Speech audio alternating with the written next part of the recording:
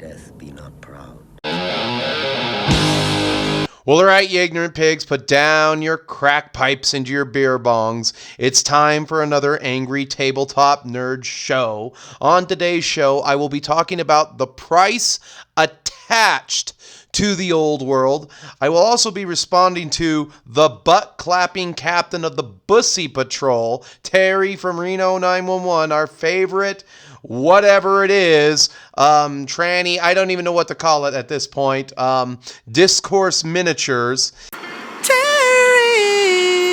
Eons of Battle. They both put out videos. One's called Scandal, and the other one is called The Old World Broke My Heart. I'll also be talking about high prices. Are they gatekeeping? Not to mention, at the end, I'll be talking a little bit about financial discipline, instant gratification, and time management. All right? So, you know what I like about naysayers is that they never have enough sense to admit when they're wrong. And they never give you a solution to the problem either. So GW sold out of 99% of everything that they put out for the old world over the pre-order weekend. It is now the pre-order, and I'm making this video mostly because I didn't get my shit. The owner of the friendly local game store basically said, well, Mr. Store Owner Dickhead, I don't even know why I went there. I should have gone right to the Games Workshop that's way out of my way. I don't even know why I went there and pre-ordered. And he said, well, it was weather delayed. And I'm sure every other store got their shit. All right? They all got their shit. I'm going to leave a very wordy Google review when I finally do get my stuff. All right? So they sold out of 99% of everything, and the butt-clapping captain of the Bussy Patrol, a.k.a. Discourse Miniature, said that this game is DOA on arrival. All right, for a number of reasons. Number one, half of the original roster, half of the original roster isn't going to be around, so you're not getting Dark Elves. You're not getting Lizardmen. You're not getting Vampire Counts. I can see the argument right there. And you're also not getting Chaos Dwarves, Ogre Kingdoms, and I'm thinking I'm missing someone, but you will be getting Bretonnians, Empire, Tomb Kings, Chaos, Orcs and Goblins, Wood Elves, and High Elves, and these are going to be and Beasts of Chaos. These are going to be the in-focus factions. And, if you're a Skaven player, I won't be needing this. And she threw both boxes to the side, as if this fucking butt clapper even plays games, and I have it on very good authority that it doesn't play any games. All right, I have a lot of British fans for some reason, though I always kind of bash the UK as hard as I can when I get the chance, kind of like a knife in the back. I don't know. I just see so much greatness from the country, and then I see what their country's turned into.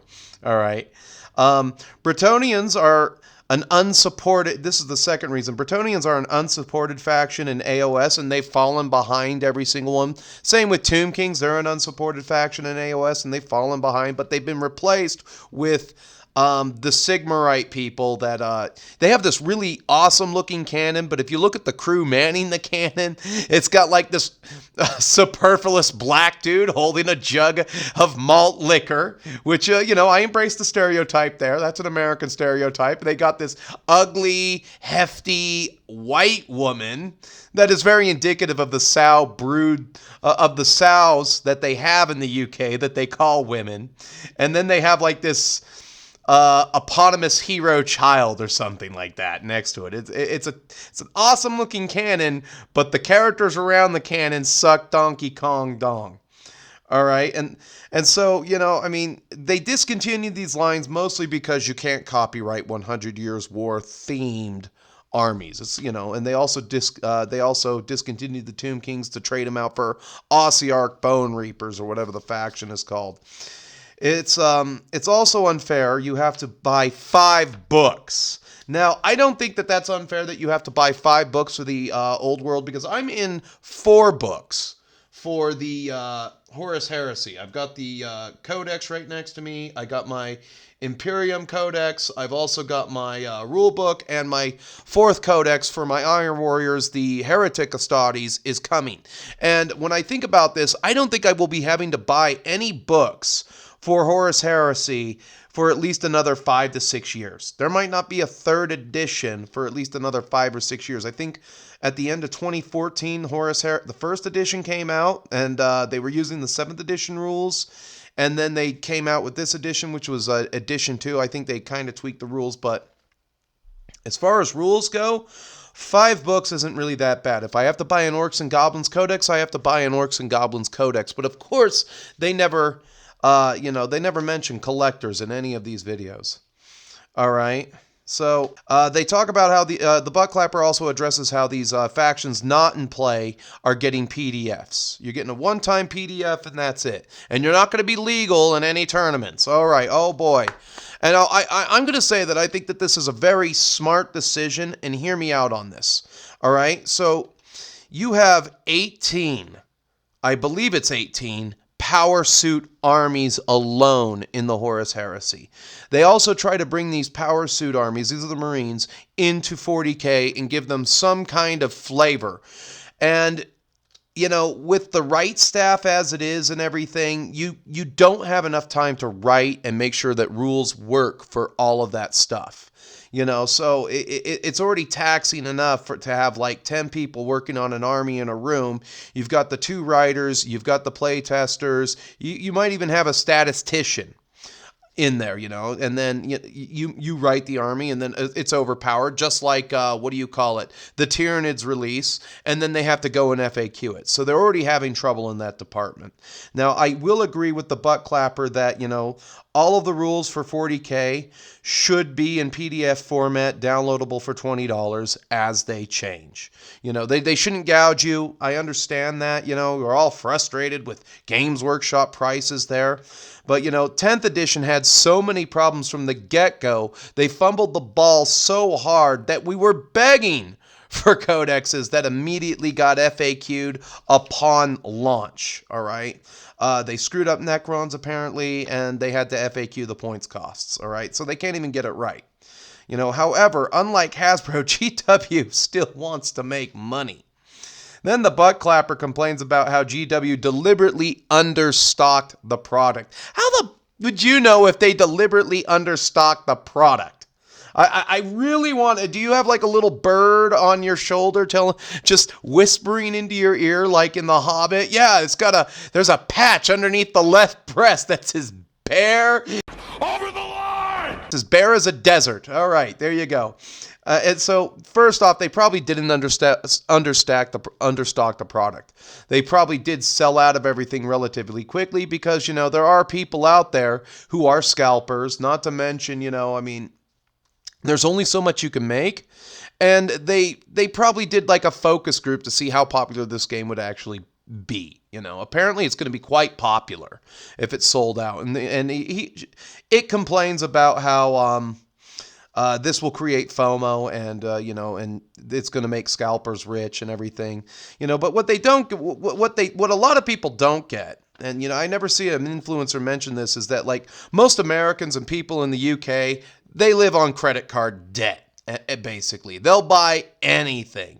They lack financial discipline. But they have a little bit more financial discipline in the UK because in that country you can't afford to be stupid. Here, it's getting to the point where you can't afford to be stupid. It's getting to the point where you can't just have $5,000 in credit card debt anymore like they do in Texas or something like that. It's getting to that point. But, they'll literally buy anything and they live paycheck to paycheck. One thing, you'll never notice how Discourse and Eons never mention how you don't have to buy it. That's the funny thing. Eons of Battle, he's kind of a fence sitter. I'm not spending $500 was the quote by him. Whereas Discourse says this creates FOMO hype and asks, and it will also gatekeep younger people out of the hobby. They need a 20 quid price cut on all of the products across the board. And this is, one problem I got with Discourse is everything kind of just leads to communism with this person. It's just like, yeah, we need power to the people. The prices are too high. I need to rail against corporate Britain, and it's always just more communism. You always got the fist, the communist fist. The third argument for lower prices is the models are old. This will lower the cost of models on eBay, and that's a good thing. I had to put that note out there because now all of a sudden the UK people who run shops will have to lower their prices for all the shit that they have in their basement. Oh no, I can't sell a single 5th edition Knight of the Realm for 24 quid with 16 quid to ship. No less than that if you're in America. I can't do it for anything less. I have rent in Knightsbridge that I need to maintain, you know. So both channels never mentioned a word about how Warhammer collectors who don't even have to make a real buy-in. I don't have to make a real buy-in. The Bretonnians for me are a passion project because I've got money like that. I'm not bragging. It's just, there you go. That's a passion project. I didn't even need the project. I'd be quite happy playing any one of my armies in the box right now. Okay, I already have Beastmen. I can play them. I already got Empire. I got Orcs and Goblins. My primary army has always been my greenskins. All right? They never mentioned that. So I'm sitting on so I got an investment in that closet just collecting dust. So one box of Pegasus Knights will cost you $60. I want the models, so in the summertime, I saved roughly $700. Threw it aside in my dresser for this moment. The influencers, they never mention that. They never mention people who might have saved up for the game, you know. No, it's always the people who, might not be able to afford it, but they're thinking about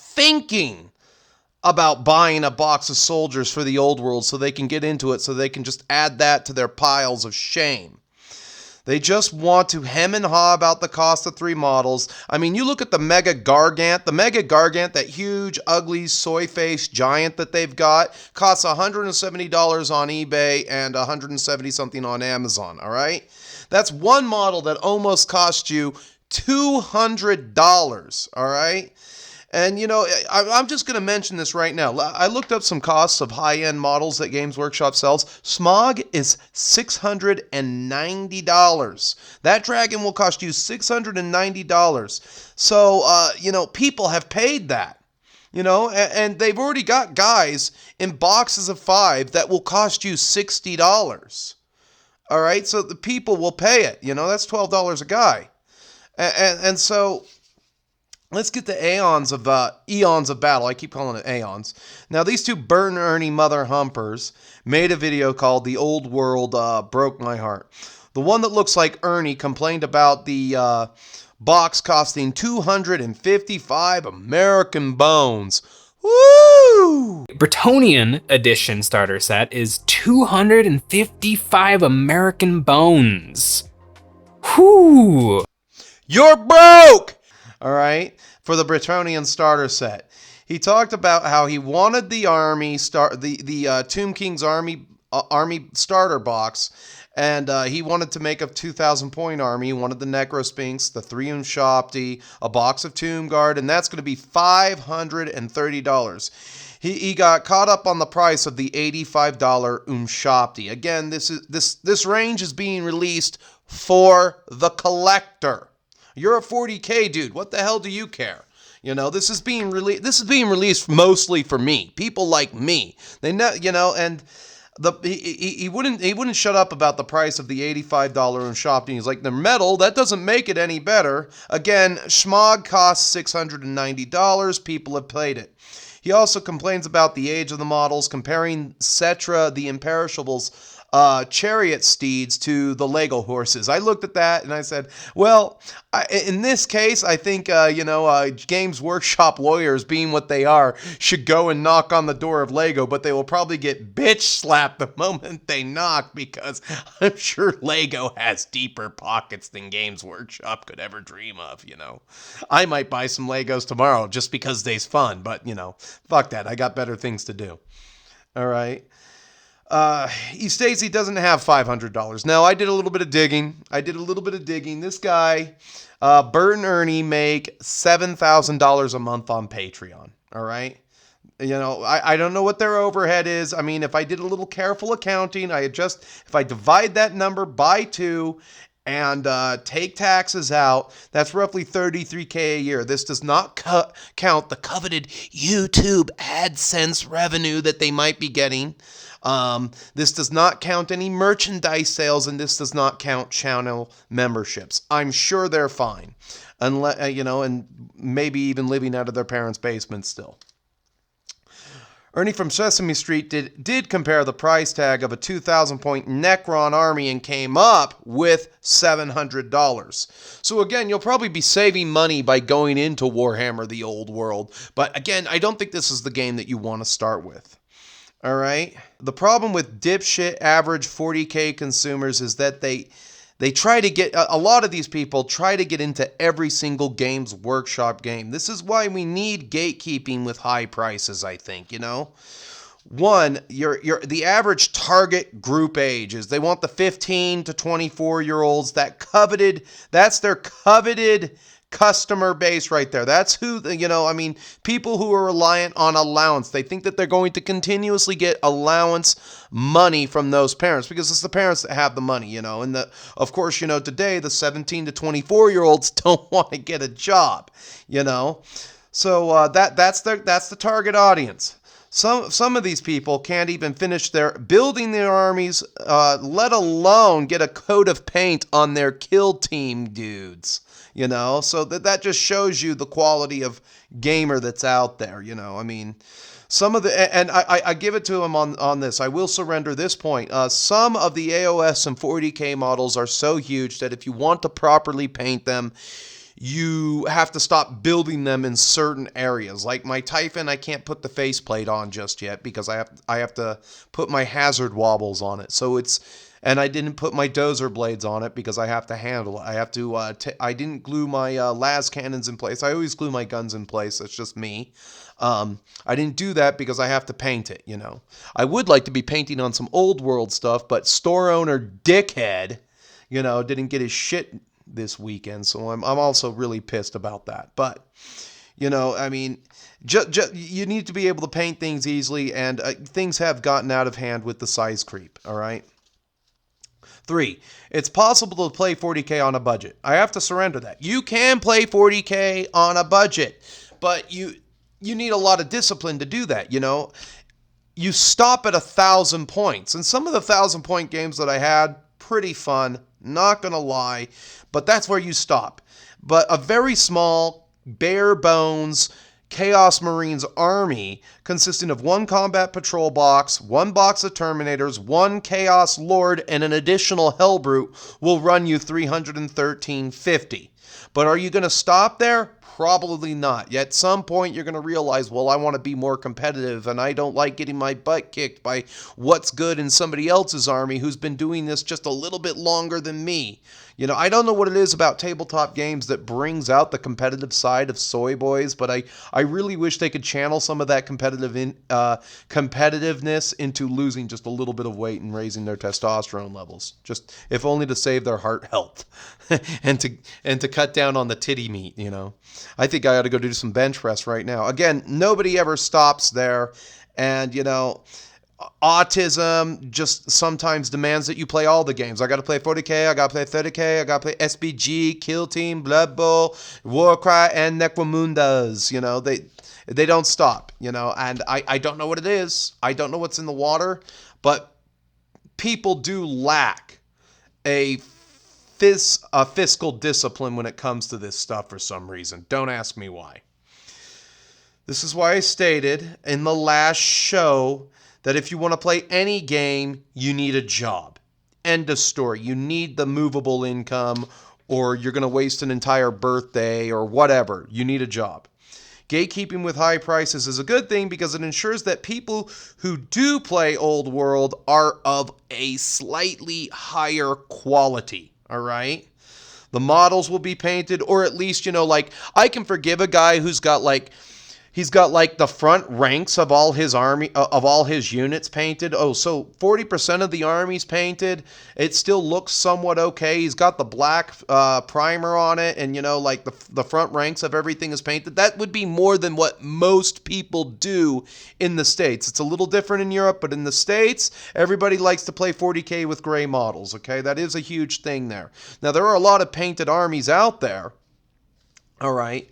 But, I mean, just you go to your average stores, if you're, I can go into a Games Workshop tonight and I guarantee I'll see people playing with gray models. Not everything will be painted, or they'll be playing Kill Team or some other smaller skirmish game that we all need to start at to help the newbies get into the hobby with unpainted models. All right. That's just the way it is.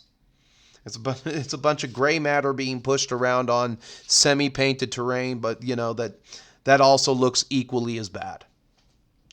It also includes fewer proxies, and it would also eliminate the I'll just print what I need from some 20, that the printer bros. I'll just print what I need from the proto-communist nose ring soy face 22-year-old. I don't like sitting down across from that guy, and I hate hearing these fucking neckbeards in the stores when I'm making purchases. My friend, he spins a good yarn about those types of people. They're all there just sort of hanging out and spurging out at the tables. None of them are actually even playing the game. They're all playing Battletech because 40K 10th edition sucks Donkey Kong dong. It's just that some people don't want to admit it. So when people cry about the price, it makes me want to play the game even more. I might not have to sit across from these people, and that's a pretty good thing. I don't want to sit down and look at somebody who looks like the butt clapping captain of the Bussy Patrol. I don't want that. I want some other dude who comes in on a Friday night and he's had an equally as hard week as I had, and this is how we relax. We're going to roll some dice, and hopefully my orcs and goblins are going to bludgeon him to death with their choppas. All right? That's the essence of Warhammer, or at least that's what it used to be. If the price gate keeps everybody out, why did everything sell out online? Again, they don't mention the people like me who put money aside for this moment. They'll never do that. Butt Clapper and Ernie just want to hem and haw, and actually they just like feeding meat to their audience, by making a video. When I make these videos, I really want to be as informative as possible. I'm dialing it back just a little bit on the insults, but I want to be informative. I want anybody who watches this video to come away with something. All right? I want them to come away with something. Just a little bit better understanding of the deepest, darkest secrets of the hobby that I think that they don't ever actually get mentioned. Okay, so the things that they'll talk about in these types of videos, they'll talk about gatekeeping and how that's bad, high prices are bad. I'll also mention how, he didn't have $500, which we all know that Eons a Battle guy probably has $500, but he wants to associate with you the basement-dwelling consumer voyeur that thinks about maybe getting into a focus group to think about buying a model for the hobby, But you haven't actually pulled the trigger yet because you don't have any bleeping money. One reason my channel isn't sitting at the cool kids table is, one, I'm kind of an asshole. I will admit that. Monumentally. I'll admit that all day, every day, and I'll wear that right here on these two knuckles, on this lethal left of mine, okay? I'll wear that all day, every day. I'll wear that on my frickin' sleeve. I also like to tell the truth about things. I don't like to sit on the fence, all right? Then I will present you with solutions to the problem, like get a job and paint your shit, all right? The 40K consumer, the basement-dwelling, magic card collecting voyeur, they don't want to hear solutions to problems. They want to feel connected through a mutual grievance laid out by an influencer that sits on the fence, or they want to hear about the clickbait about the game being DOA. And we all know that the game isn't DOA. JW has made their money. They're laughing all the way to the bank with this. The stock is able to pay some dividends out, and that's all that matters is getting to Q2. That's it. That's what this whole release was about, was getting to Q2. Because if you were going to short the stock for Games Workshop, when is the best time to short the stock? When is the best time to go trade options on shorting the stock of Games Workshop? I don't know how this works in the UK, again, but the best time to do that is after Christmas, right at about January 9th. You're going to buy a bunch of stock, and then you're just immediately going to sell it. All right. Again, I don't know how much money you need to short the stock, but that's usually what happens. You basically buy the stock and then you sell. Well, you borrow the stock and then you sell it. Okay, so that's on me. Sorry, that was my flub there. All right. And then you laugh all the way to the bank when you immediately sell the loan stock. So this just gets them to Q2. And then when they come online with other armies, which they're probably going to do, hopefully sooner rather than later, with the orcs and goblins and dwarves, they can laugh all the way to the bank again and get to Q3. You see how this works? Because they have to make rent for these dipshit locations that they have open all over the world. You know, I think it's 500 stores. Maybe the company GW sees a split in their base. You know, you have the Illuminati influencer class kind of dictating what's popular at the moment, what the new hotness is at the moment, you know. And, you know, again, you have the consumers that just will literally, they'll believe anything. Oh, the price is too high, rabble. And that is a thing. You know, and GW probably also notices that, you know, that the quality gamers are playing the boutique games. They're playing Necromunda, they're playing 30K, and now they're going to start playing Old World again, you know. And if you ask me right now, I'm going to say that 30K is literally the truest version of 40K. What we have now is an abomination. Like it's just basically reroll masturbation with lethal hits, with sustained hits and lethal hits. All right, and it's just like, oh, I get Oath of Moment, so I get to reroll all these lethal hits at you, or I'm making a Dark Pact and I'm going to use my oh God, I forgot what the name of those things are. They have my Forge Fiends, and I'm going to make Dark Pacts, and I have lethal hits 5, and I'm going to destroy one target a turn. There's nothing you can do about it. Come get me, bro. Kind of just reroll masturbation, which is really what the game has become, you know. I mean, with how many Band-Aids they've already had to put on it, we're probably looking at another half edition here. I think we're almost a year into the new edition, and I'm going to say it's kind of terrible. All right, so this kind of brings me to the last part of the show, you know, and this deals with a little bit of finance, discipline, and instant gratification, and a little bit of time management, you know. And I want you to come down this rabbit hole with me. You can't be everywhere at once in the hobby, all right? My friend just bought a bunch of Legionis Imperialis stuff. I didn't buy shit for that game. My best friend bought it, and this is like my best friend. This guy's like my older brother. He bought it, but I didn't.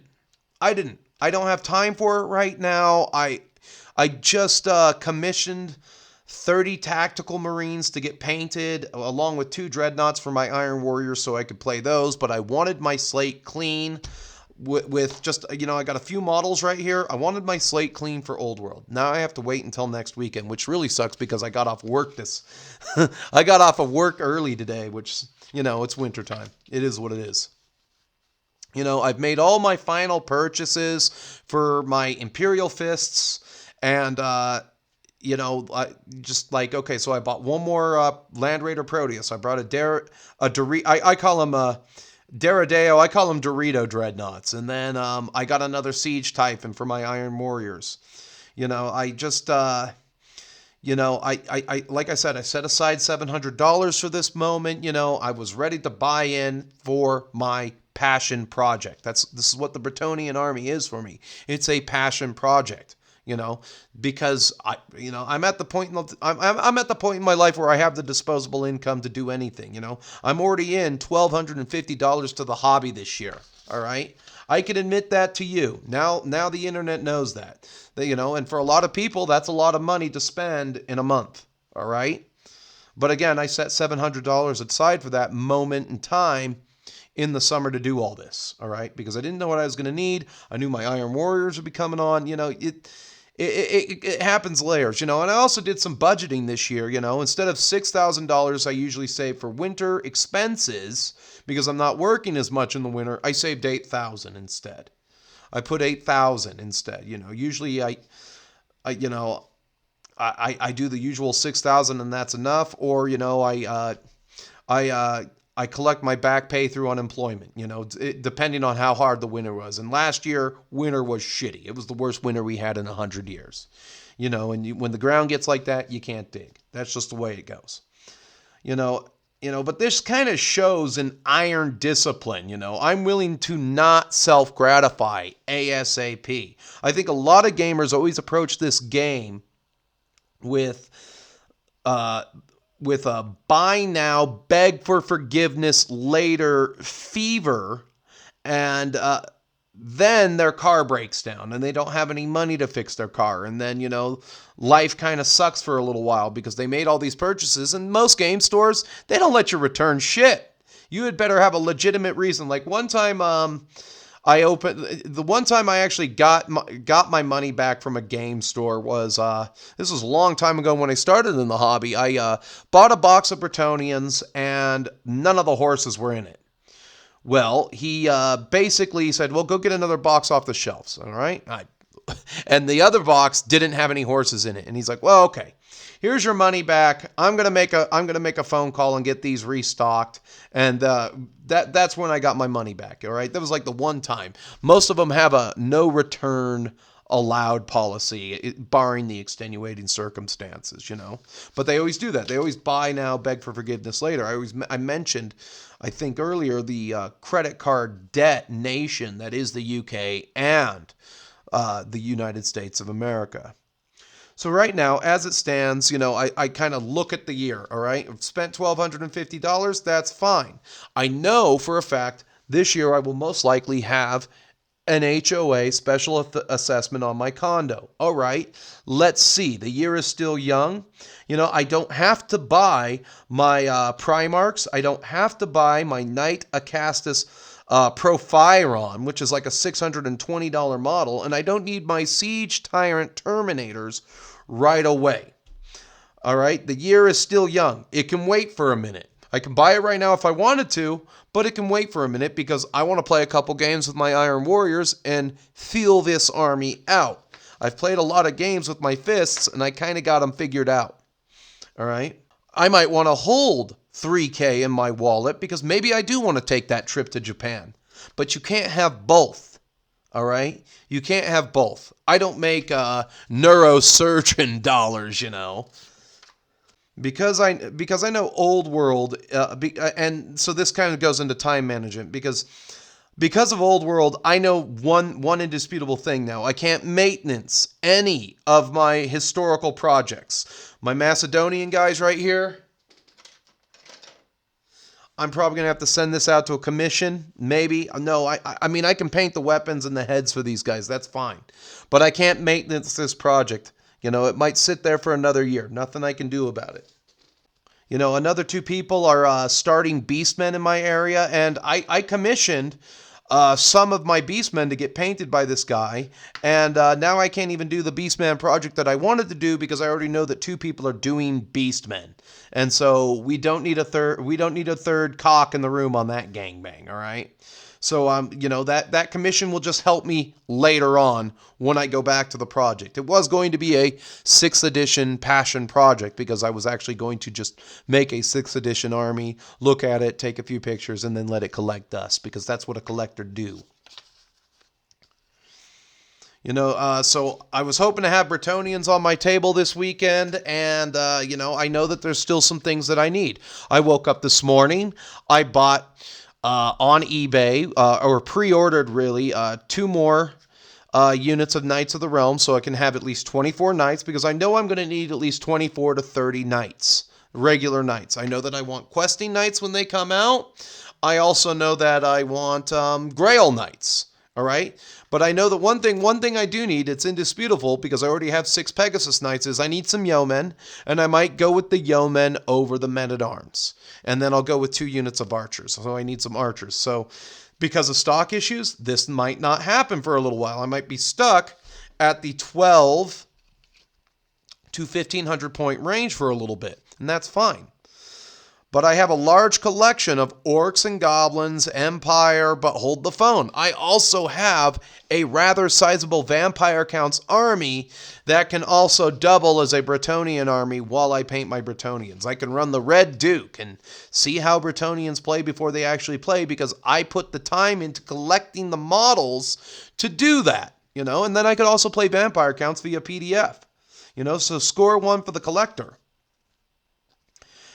You know, at the end of the month, you know, I have to put a little bit of money into my Robinhood or I have to put it into my IRA. I usually have to put X amount into my IRA so that I can write that off on my taxes, you know. You never hear influencers talk about this stuff. It's always like now, you know, crisis. I still have to read the rules for Old World, and I have to figure out what my orcs and goblins are going to look like in Old World. I'm not going to be rebasing anything because I might not get up to go to a tournament anytime soon on account of, you know, I've got better things to do right now, you know. Especially if I go to a foreign country. I'm not going to waste my money on traveling to a tournament. One problem that I have with a lot of influencers is, you know, they never say it can wait, you know. And they always sit on the fence, you know, and I think it's terrible. Or, you know, they always go off with this kind of tangent. Oh, the government should really do something about evil loot boxes. GW, the corporation, is evil, you know. People are neurodivergent and they can't help themselves, kind of BS. I want to help hobbyists, old and new alike, you know, with just a little bit of advice. One, if you want to stay balls deep and chase the meta of 40K, don't complain about being broke because you're going to be spending tons of money. The more armies you have, and they've even made it to the point where even if your army is 7,000 to 10,000 points of one thing, you're still going to have to chase the meta because they're going to make 70 to 80% of your roster unplayable at any given time, you know. Can I interest you in a butt fucking? You know, if you have to play a GW game, don't start with Old World. Start with SBG. Easy to build, easy to paint, you know. Pay some hobby dues. Nobody ever wants to pay dues anymore. They want it now and they want it all, you know. People become, you know, try to become a more informed collector rather than a consumer.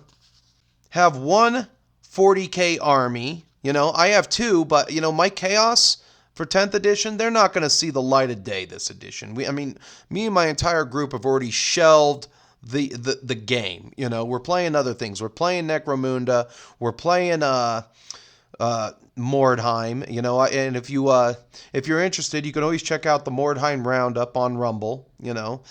Don't try to catch up with a collector like me. You'll never catch up. You know, I've been playing games for most of my nut-busting life, all right? Pick one game, play that well for a little while, and then branch out, you know. 4, the big channels always create an image that isn't necessarily true to life, okay? And what do I mean by this, you know? When I was watching the Games Workshop battle report for the Old World, they had a camera on a jib, all right? They're in a studio. They had a camera on a jib. That can be a pretty pricey piece of equipment. When to give you an idea of what a jib is, it's not quite a crane, but like when Charles Heston on Planet of the Apes was looking up in the air and said, "You blew it up, you bastards," and he was overacting. He wasn't talking to God. He was talking to the jib. Which is a really good acting point. You maniacs, because if I just talk to this thing, this is kind of what a jib is, you know. If I just, you maniacs, you blew it up, you know. He wasn't talking to God. He's just yelling at the dude holding if there is a dude next to the camera, he's just yelling at the camera jib. That's it. And that's really easy to do. That's the one time when an actor can break the fourth wall. That aside, All right? They got all day to play the game as many times as they have to get a good result. All right? They've also got 3 cameras going. They've got sound, and they have one guy whose whole job it is to mix all that footage together and make sure it's got decent sound quality. All right, paint 2 models a night. That's not hard. If I wanted to right now, I'm just gonna sit down. I'm gonna paint these 2 guys. They're gonna be done, and they're gonna join the other 6 that are done, and then I've done my thing for the night. Paint 2 models a night. Because RubHub will still be there at 10:45 p.m. before you go to bed when you got to bust a nut. There you go. All right. Ask a Gen Xer, because they're still there. They kind of get it, Ask a Gen Xer, Go over to a channel like DM James, Weird World War II, Shadow and Sun, and ask them what's the best way to get into the hobby. Go underground with your video choices. I go on a hunt at least once a week for a channel that's got less than 1,000 subscribers just to see what they're bringing to the table. Shout out to Solo Wargamer, by the way. He always makes if you want a good buyer's guide, at the end of every year, Solo Wargamer always puts out a good holiday buyer's guide. He's been around forever. He never lowered himself to my standard to use the dirty words that I use, Check out the Solo Wargamer, okay? And then last but not least, it's okay not to play every single game. Now, because this is a show, and I tried to keep it in the spirit of the classic hobby ramble, let's get over to a showcase and check out the Iron Warriors, just for fun. So I really wanted to show these guys off here. I don't hem and haw about the price, but I finally feel like I've got a 30k army and everything, and I'm just going to get a quick pan through of all these guys, and then we'll talk about some of the units individually and everything, Got my tactical marines up there. Now these guys with the shields, these were, I forgot who 3D printed the shields, but these tactical marines with the breacher shields and these tactical marines were up here, were painted for me by VB Paints Things. I'll put his handles down in the description below, and not to mention this Contemptor over here, and Goliath. We had to order special stretchy pants for him on the internet. The Leviathan Dreadnought here. And he did a really good job. I went with the orange hazard wobbles, as you can see on everything, because yellow got a little boring. There is a couple of guys who did get the yellow. I think these were the first Terminators that I painted up, and some of them, they ended up with the yellow in certain areas, which isn't bad, These guys are going to be my stand-ins for my Siege Tyrant Terminators until they come back in stock, because after my last game of 30k, me and my friend immediately went online and we're like, everything's sold out. So the Terminators right here, probably going to be riding in this Land Raider, and I know it's not a Proteus, but let's face it, I really like the classic Land Raider anyway. It's not 30k, or it's not 40k, yes. I know I'm not playing 40k, but it's not 40k without a Land Raider and Marines, all right? So that's what they'll be riding in. I do know one thing. The worst part about Siege Tyrant Terminators is that they are 300 points for 5, and that is a price tag.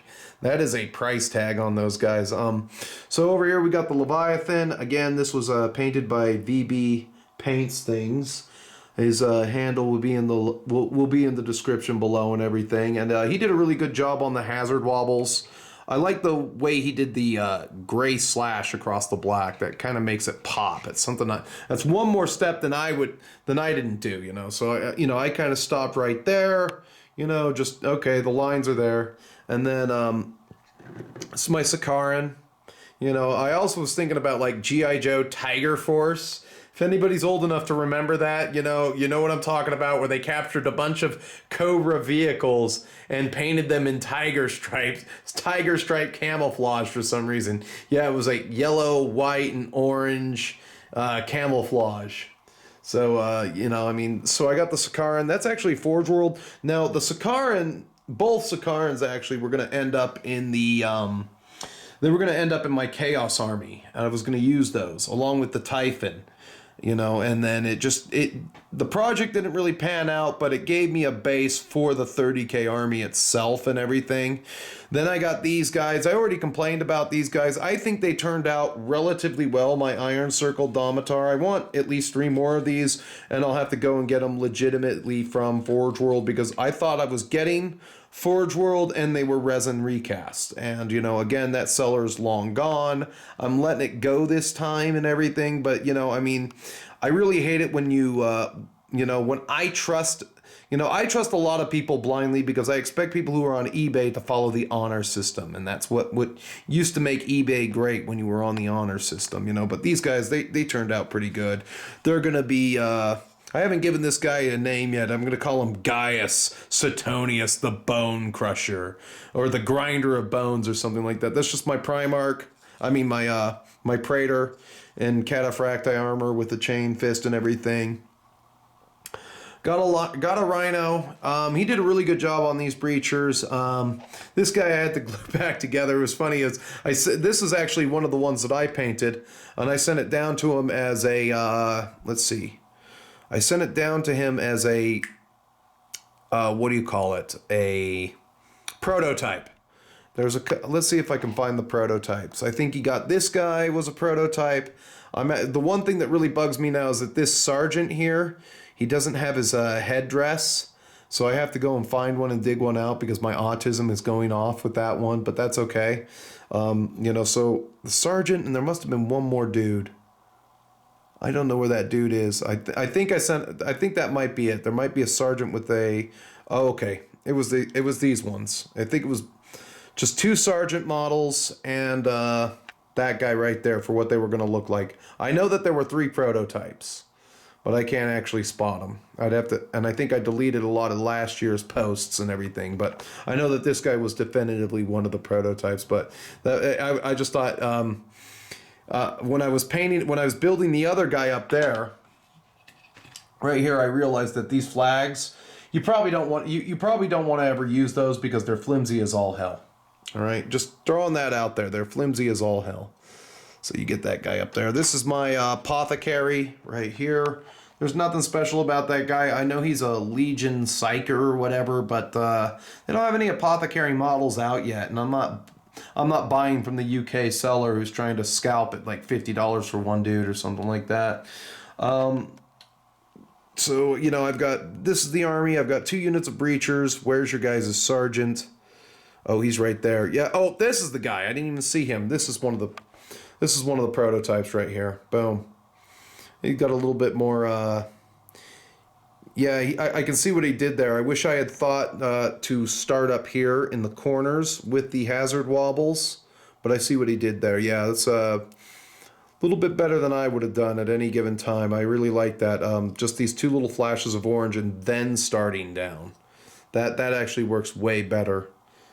You know, so he did it again right there. 2 little flashes of orange up top. That gives me some mindfulness, and then I can copy it, you know. But, you know, don't be afraid to reach out to some of these people, you know, who are commission painters on. I actually met this guy not through Instagram but through eBay. And then he sent me his Instagram handle. We got to talking, and this isn't like a bash on anybody that follows me who is a commission painter or anything. It's just his geographical location is the next state over, you know. So I have that added security there too. And he's also helped me with some beastmen that have not been seen because I haven't had any time to use them, and they probably won't be seen for a while because I know people who are doing beastmen, you know. I actually did the gray on that one. I got lazy. He didn't get any gray. This guy got some gray. But I think these guys turned out great. I feel like I have a big boy army now. I really like what he did to the Contemptor too. Get a good look at that guy. Boom.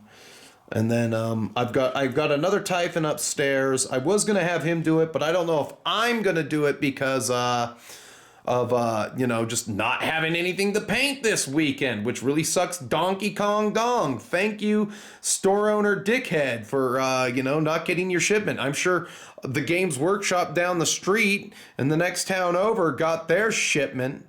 So the Sakaran, it's, so when it comes to like the army, how would the Iron Warriors fight? I think they would throw two to three Typhons in your face. Now, me and my friend are bending the rule for Lord of War. We're gonna make it so that you can have like 1,000 points of your army be that. So we're bending the rules there because this is like an 800 point unit when I add the other Typhon. And the Sakarans, I like the Sakarans. They trade well. I actually tried the Sakaran out in one of my other battles. I proxied it in. I think I want a Sakaran for my my Imperial Fists, because I got the +1 to hit with auto weapons and of course the heavy bolters. This is a good anti-infantry platform right there. And I think these are strength 7. You can glance the hell out of something that's armor 14. You got to have a land raider, But all in all, I really like the look and the feel of this army.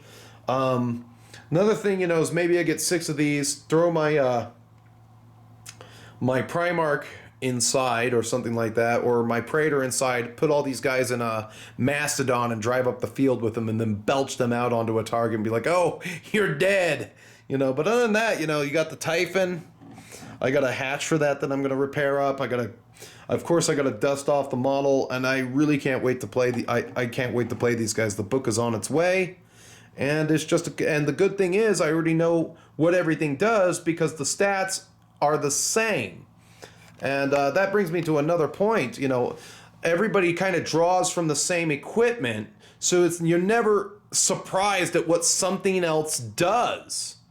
And that's just one more reason to play 30K over 40K any day of the week. So I hope you enjoyed the showcase. That's what a pussy would say. Well, that concludes the show. I really wanted to get this one out there just because of the time sensitivity of this this subject matter, and everybody buying everything and anything for the old world. I've just seen the preview for the Orcs and Goblins box set, 73 miniatures, and you're getting the almanac inside of that, so that's going to be an auto include for me because I play Orcs and Goblins.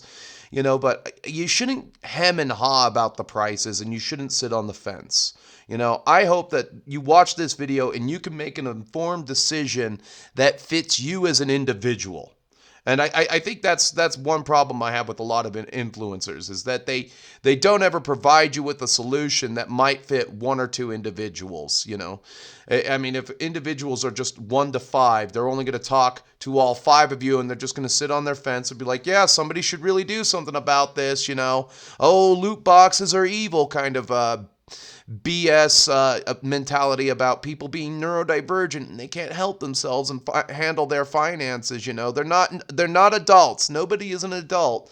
And if you're Discourse, of course, the answer is always more communism and stuff like that. But other than that, I mean, I can't wait for that Orcs and Goblins box. I've got just about everything that I need for my Bretonnians, save but the Yeomen and the Grail Knights. So I'm going to be really busy this year. And that's okay, I mean, I'm glad I'm going to hold my shit and wait and see what comes out this year, because I don't know what else I'll have to buy, but I don't have to buy much for my Orcs and Goblins. Will I buy the box? Yes, because it comes with 2 chariots, which I kind of want, because I could use 3 because I only have 1, and then the old classic boys are back, so I look at the old world as a positive thing. Again, it's for the collector. And I think that's the message I'm going to try to drive home, because I have a feeling that I will have to revisit this subject again and again and again. I will have to drive that one subject note into everybody's head, that I really think that old world is for the collector. It is not for everybody. It is not the game that you start with. It is for the collector, and that's what I am. I'm one of the big collectors out there. Sure, I don't have a 1 million point army like Mini Wargamer Dave. I think it's Dave that's got like this 1 million point Chaos army, and they played like a 300,000 point game at some point that took 3 days. Okay, so I don't have that, but across the ranges, across historical, across like just tabletop war games in general, I'm a pretty well-rounded collector, and I've got absolutely nothing to be ashamed about. You know, I mean, I've got Romans over there collecting dust, so, you know. In any case, Rumble and YouTube have many features you can use to interact with me. If you want to help my channel out, subscribe to me on Rumble, link in the description below, Soy Free Warhammer. That is the official home of most of my battle reports. Not to mention, if you want access to early videos that won't usually see the light of day on YouTube, Rumble is the place for that. So you'll want to go to Rumble. And then if you want to talk to me directly and say, I messed up here, there, on this video, you can DM me on Instagram. I usually get to those pretty quickly. If you leave a comment on Rumble or if you leave a comment on YouTube, I try to get to those pretty quickly as well. You know, I always check my comments. So I'm pretty accessible. And if you just want to shoot the shit on Instagram, that's okay too. Anyway, as you know, I want you to stay metal, keep playing, keep fighting, become a collector, and stay metal, my friends. Going on. I friggin' sold out. It's better to burn out than to fade away. Whoa, whoa, whoa.